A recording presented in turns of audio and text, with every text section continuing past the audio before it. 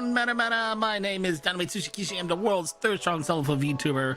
7-time current. I just gotta type another dead 2 world record. So 7-time current, 16-time former world and intercontinental speedrunning champion. And today we're gonna be talking about chess. We're gonna be looking at a practice game that CC and Gigi played off stream to warm up for the Advent versus Justice match. I'm using the Stockfish analysis tools in chess.com to break down some of the lines, but just as a heads up, I'm like an 800 ranked player at most. I am not an expert or all-knowing by any means. I wouldn't be so bold as to do a video like this, but Gigi plays such a fantastic game. So she plays a sequence of moves later on in this match that sparked just so much joy and energy. Like I'm stoked. I am super stoked to get back into learning chess again. I want to take my courses. I actually want to study them. I want to play like people again. I've been playing bots for months and months now. I actually want to play people. And that's because Gigi plays this series of moves that's just so it's so good and it's so Gigi. Her whole personality comes out in the way she plays chess. I can't wait to talk about that for a little bit too. And I'm not kidding you when I say for about half a day, I would have bet an amount of money that would financially ruin me. I would have bet that money that Gigi was like a FIDE official title player or was close to it, had like maybe the ELO but not a tournament winner, you know, the other way around. I don't know exactly how it works.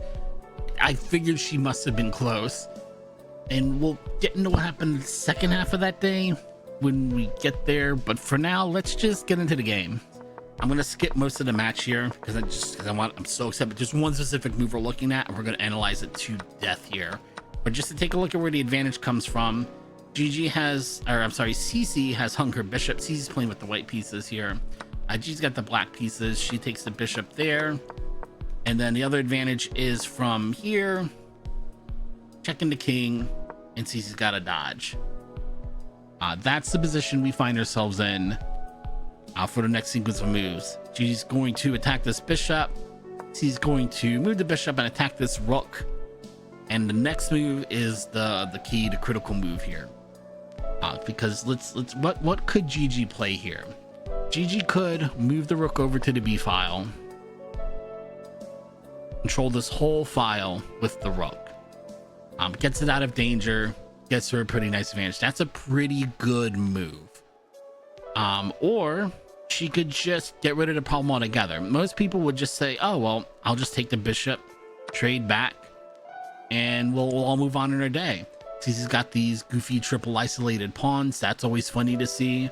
But even without that, she's got a pretty sizable advantage and got rid of the threat to her rook.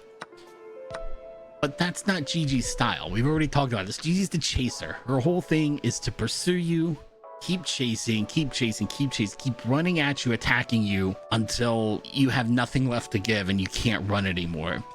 And look, Gigi's move here lets you do something I may never get to do again. I don't really make a lot of content in general anymore anyway. I certainly haven't made any chess content before. This might be the only time I get to do this, okay? In this position, the board as it is right now, in this position, Gigi sacrifices the rook by moving the knight. She doesn't even touch the rook to sacrifice the rook. Eat your heart out, Gotham Chess. When do you get to yell the rook again without touching the rook again? Oh my gosh, Stockfish, if I back it up here, Stockfish didn't even see this was as good a move as it was. You have to let it cook and cook before it finds it, because the line's buried just so deep in the minds of Moria.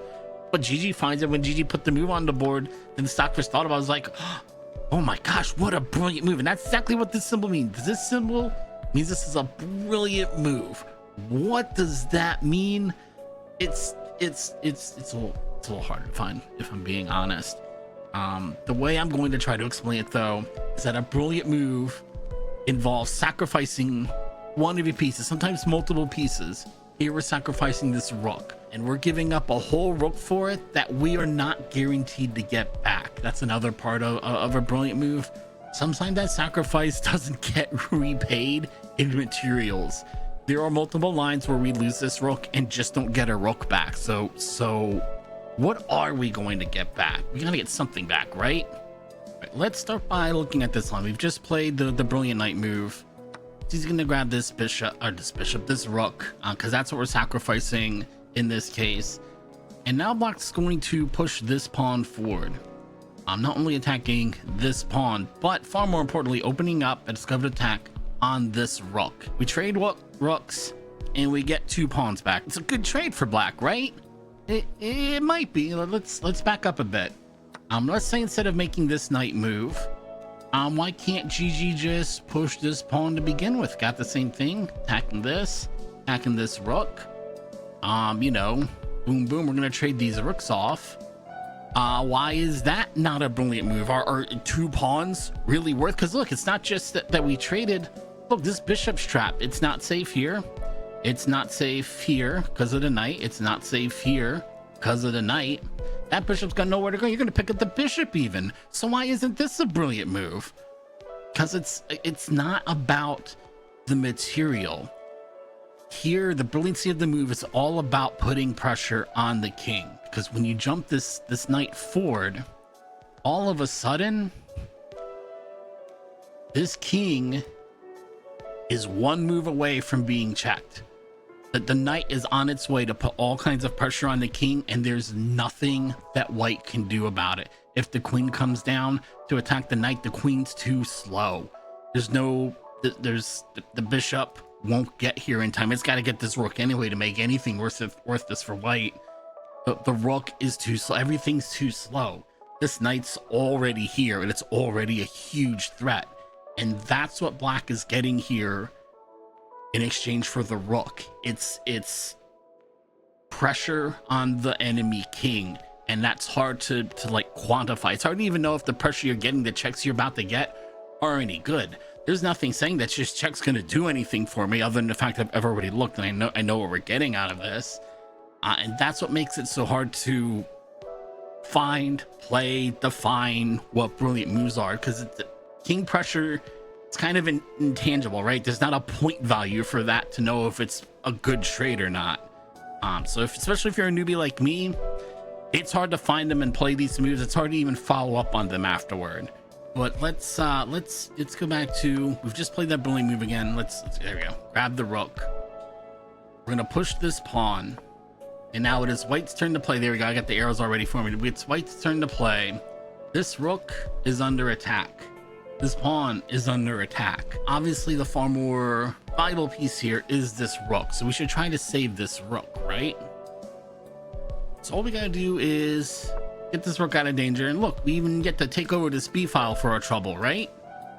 Wongo bongo baby, because that is a check, and I've just forked your rook. And look, it's even worse than that because you can't take the knight if you take the knight, and it's even worse than that because that's the best move.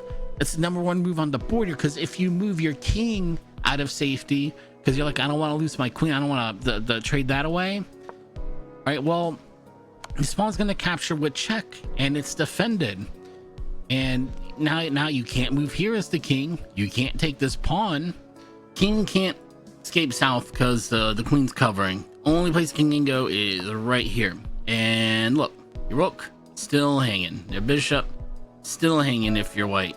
And that's not really even your greatest problems, because your biggest problem is evidently queen to f4, which puts forced mate in 12 moves on the board. If you can calculate mate in 12 moves from here, more power to you. That's why Stockfish wants you to just sack your queen, because it's more worried about keeping your king safe. So let's back up again. Let's not try to save this rook. Hey, so future Sushi here. Past Sushi's about to say that saving your bishop doesn't work, and it's kind of for boring reasons, so that's why we didn't go over it. The reason why I really cut it is mainly because A, it's by far the worst move. B, there's not a ton to talk about here, and C, I'd cut it for time because the video is running long, but I've got time to cover it now. I thought somebody might ask, so let's go over it now. It doesn't matter which tile you use, these are both bad moves, but let's at least say we're going to put pressure on this pawn here. The best move for black by far is to take this pawn. And at this point, white is probably thinking, okay, well, I've saved my bishop. I can't believe black's letting me save my rook too. But this is fatal. If this pawn is here, saving your rook is fatal because that's mate. Can't take the queen because it's defended by the pawn. You can't escape here because of the pawn. You're toast. Let's say you saw that, you're like, oh, I can't save the rook. Let me get this rook out the way so my king has somewhere to escape. Yeah, nope, that's just mate in 2. Because the king can't escape here because the knight's covering. So in this situation, the best thing is not to save your rook. The best thing is for the queen to take this pawn according to Stockfish. That's your best move, because again, the second best move and the third best move are those 2 rook moves we just covered, and those are both mate. So the only move that doesn't kill you on the spot here as white is to take this pawn, and that's a royal fork, and you lose your queen anyway. And I did say that, you know, if white tried to save the bishop, the best move for black is to take this pawn. I don't know how obvious that move would be to a human player. Again, I'm maybe 800 elo, maybe it's more obvious than I think. But I think Gigi, being the chaser, is going to do just that and chase down this king and play a check.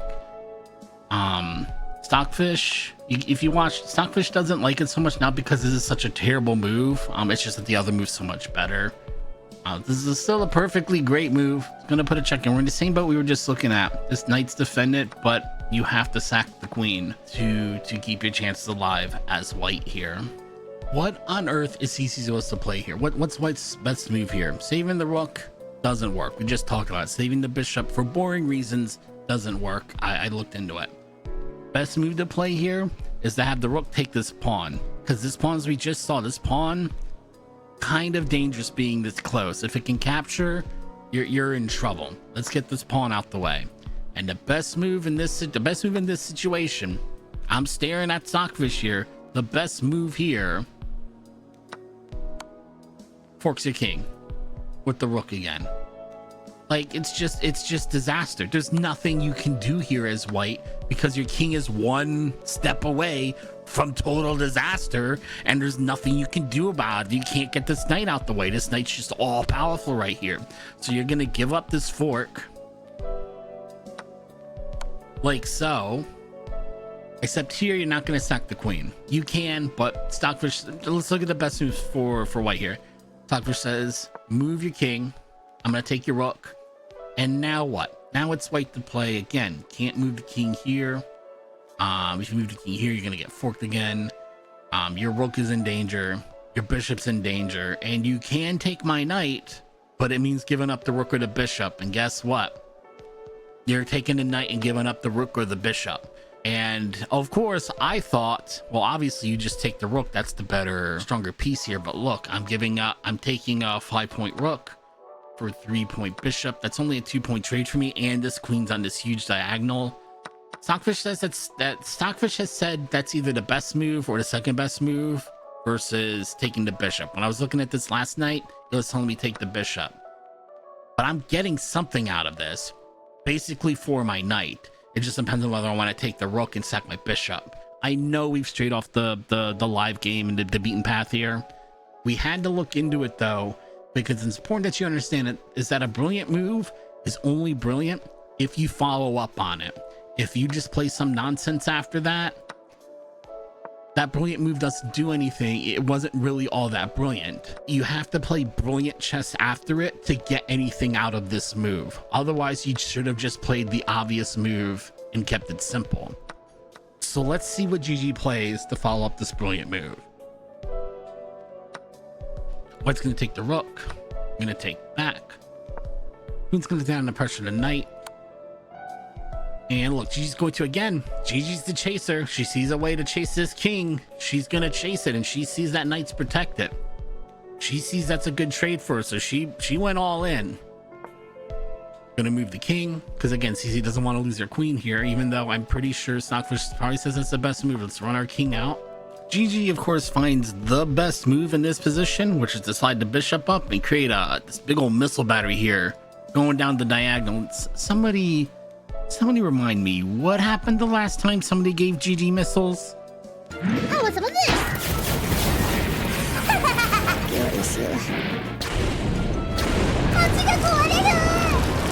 Now CC finds the best move in response here too, which is to slide the queen over and get ready for a queen trade.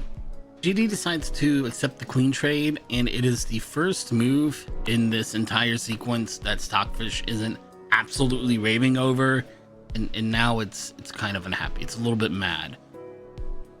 But I don't know that a human would see what Stockfish wants you to play here.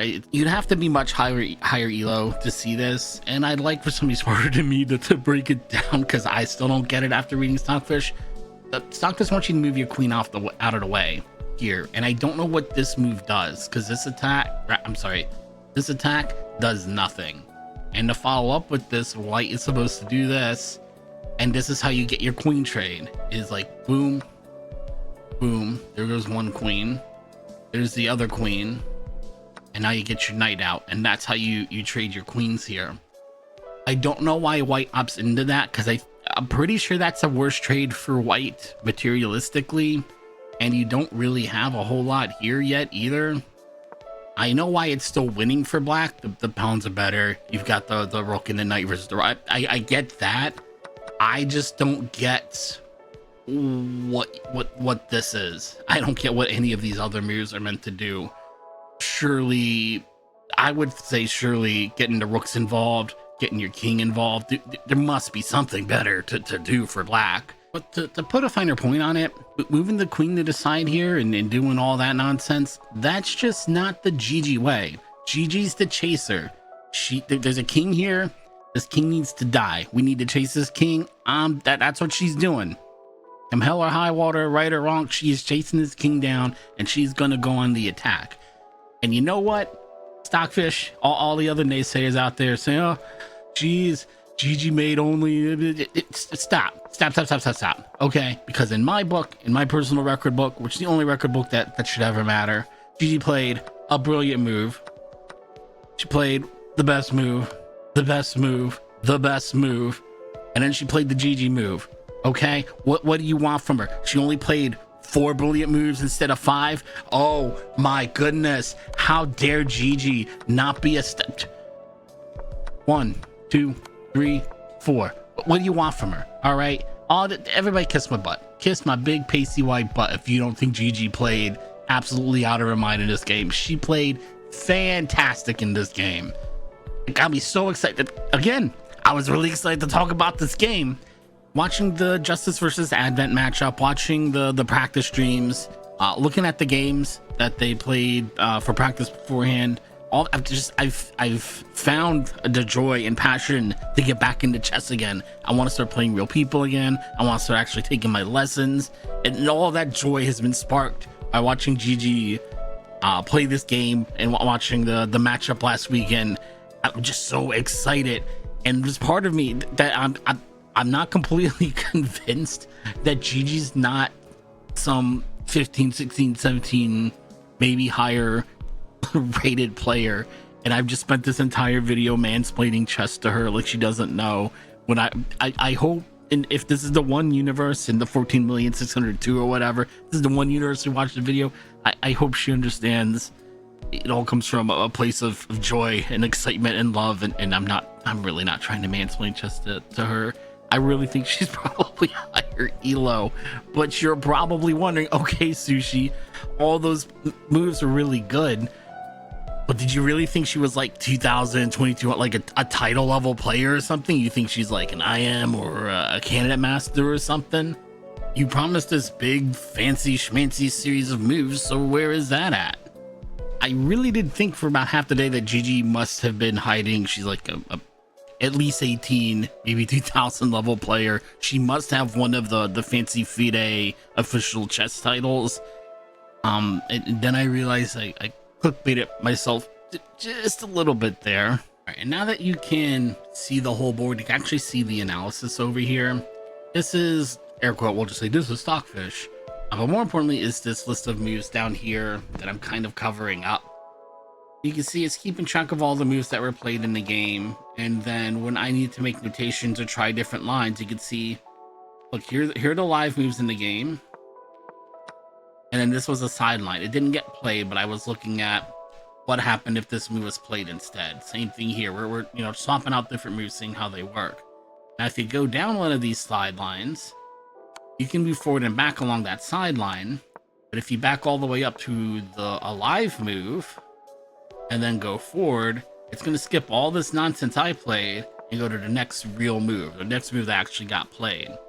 And you're probably already seeing where this is going. I was looking at a sideline here where after pushing the pawn, CC pushes the pawn back. D6 is excellent, not the best move, but it's an excellent move for white here. I was looking at this line and I must have gotten up to get a drink or something and didn't rewind all the way. And when I came back, I thought I had rewound to the live game. And this is a series of moves that had me convinced. Pablo Torre finds out, conspiracy theory level of convinced. Gigi, you must be like you must be a highly rated player. You've been sandbagging everybody. You've been hiding something, because she uncorks this what, 6, 7 move, 8 move, multi-move, 6 moves, I think, checkmate sequence of after white moves the pawn, knight to check. We talked about that already. King comes out, check again, that pawn's defended. But here, because this pawn is moved, this bishop can come in and snipe that pawn. So it was safe. Not that's mate in 5 on the board. Doing that, inaccuracy, bad idea. I can't calculate a mate in 5. Can you calculate a mate in 5? Probably not. 99.9% of you can't see a mate in 5. But Gigi did. And I'm supposed to think Gigi just hasn't played chess that much before. No, Gigi found a mate in 5. Boom, slide the rook over, check. King's got to move. King moves there. Slide the queen over, check. That knight's not defending anymore. I'll take that. Gobble gobble. Yeah, who cares? Still mate in 3 on the board. Check. Yo, King's got to move back. Only safe square, I think. Is that not forced? All right, that's not forced, but King goes back here. Let's move this bishop up. Check. Can't go here. Can't take. King's got to move here. And which way do you move the bishop to get the mate here? You can take the rook, you can slide here, you can go here, you can go here. I know I gave it away. You got to move the bishop. You're going to move the bishop to get the mate. You're going to move the bishop over here, covering the escape square. Queen, boom, boom. That's the 5-move mating sequence that Gigi had, air quote, Gigi had played. And it is like probably 6:30, 7 o'clock in the morning by the time I say that. I had been up all night at this point, and I am hooping, I am cheering, I am punching the air. I was convinced. Yo, I clickbaited myself. I thought Gigi was highly. I mean, if you're calculating mate in 5, you gotta be what, 2,000 plus? You gotta be pushing some kind of title. You're pushing IM title at that level, aren't you? At least you're canon. I don't even know what all the titles are. Or I was thinking she's got to be like 2,000 plus, and she sandbagged everybody, worked everybody. And then I went to start make the video, and I realized, oh, I was not looking at the live game. But you know what? I'm gonna do it to myself too. I was gonna say, like, why even make the video? Why make the video? Because Gigi played brilliantly, fantastically, brilliantly, and she played just like Gigi. I'm going to attack, and I know we didn't show off the other games, but there's a game where she plays against Herb. She's playing with the white pieces, and again, it's maximum Gigi. We're not gonna go through the whole game. Maximum Gigi. I'm gonna get this bishop out, and they talked about this in Advent's practice stream. This F7 style's weak.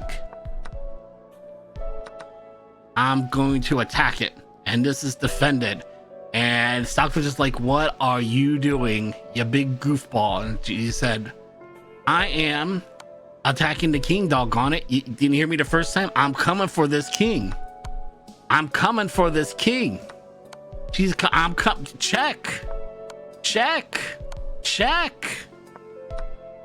Just aggressive. She's gonna chase this king to death. And look, I'm just a sneak preview. Look at this. Look at the board state here. Okay, and watch Stockfish. I know someone's gonna talk about. I guess we're talking about it a little bit. Watch Stockfish here. Ooh. Ooh. Ooh. Ooh.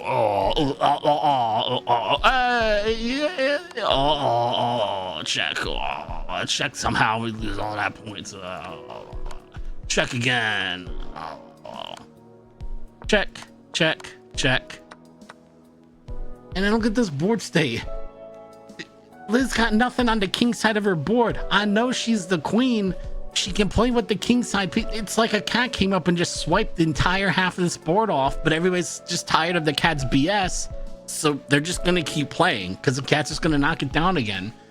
All of Liz's, and I know she's not this type of person. Please don't take this the wrong way. It's like king's pawns. We don't need those. King's rook, king's knight. Don't need any of this. All the men pieces, go take a hike. I am Queen Elizabeth Rose Bloodflame. I am a strong, independent queen. I don't need no man. All y'all take a hike, okay? And they do. The king's bishop takes a hike. The king takes a hike. And I know the queen gets taken off the board here. But listen, doggone it, I'm playing with the queen. I'm playing with my queendom over here. The queen's pieces are. It was just a funny position to me. And all of that set up because she's like, nah, I'ma check you. I'ma keep checking. Check, check, check, check, check. That is just Gigi. Gigi is the chaser. She's a chaser in justice. She's the chaser in, you know, trying to get after Edmund. She's a chaser on the chessboard too. And I know she has said, she actually wins this one at a time, but Gigi said, you know, playing on the time control really. I'm trying to do a Gigi voice. Oh my gosh, what am I thinking? Gigi just said, you know, she gets nervous with the time controls. And if this is the one universe in the 14,602 universes where somehow Gigi watches this video, Gigi, come and play some daily games. Because I know for all of these, like the 10-minute, you have 10 minutes to, air quote will say 10 minutes to make every move in the game that you make. That's not these. For these, you only have to play one move a day. You can play more, but you play one move a day, you keep playing. For this, it's a week. For the busy on the go, chaser, fister, gremlin, idle woman. Once a week. And look, you hit play a friend. You can even put in a username. And I mean, you know, again, shooting my shot, one in however many universes it was. That Marvel movie. Avalanche. I can't even type my own. Surprise. Well, you could type in my name. And I'll be your friend and I will play daily games with you. That's pretty much all I play is daily games. I'll play daily games through Gigi. No pressure. Okay, you'll kick my butt. And I'll be so honored that you kicked my butt that I'll probably print out the game at the end and frame it, put it on a poster, do something with it. And I'm just now realizing that I cannot be my own friend on chess.com. So when I try to find myself, I cannot find myself.